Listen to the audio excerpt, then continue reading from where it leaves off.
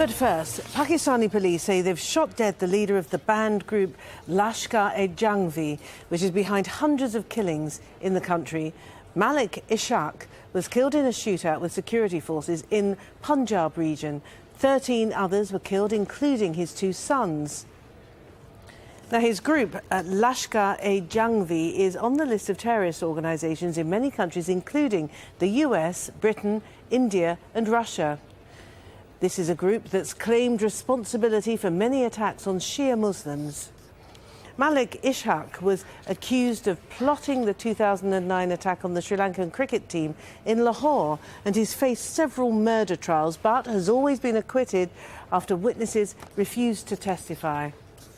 Now we can talk to our correspondent Nicole Johnston in Islamabad. A very dramatic end then for this very controversial figure. Tell us about how it happened. That's right, and it wasn't even as simple as the Pakistan security forces shooting him dead.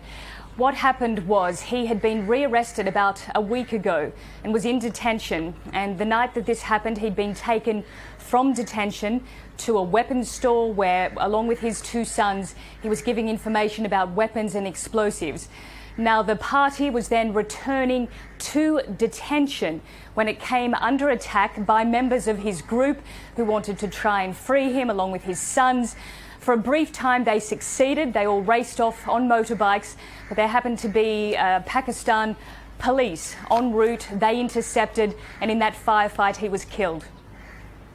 And so how big a triumph is this then for Pakistan security forces, who are certainly since the end of last year have really tried to clamp down on violent groups?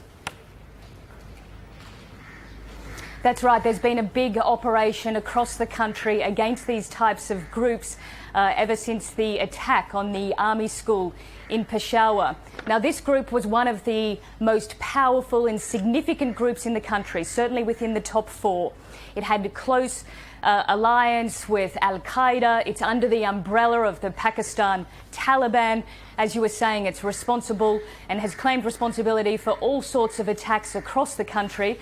It's been responsible for creating sectarian violence. In Pakistan, it has targeted Shia Muslims. In 2013, in fact, two very large attacks in Quetta in Baluchistan killed more than 180 people. It's also carried out brazen attacks against the security forces, even inside their military headquarters in Rawalpindi. So it will be a significant blow for this group. It's unclear whether they will retaliate, though analysts believe that they will at some stage. And it's a significant achievement, some people would say, in Pakistan for the military and security forces.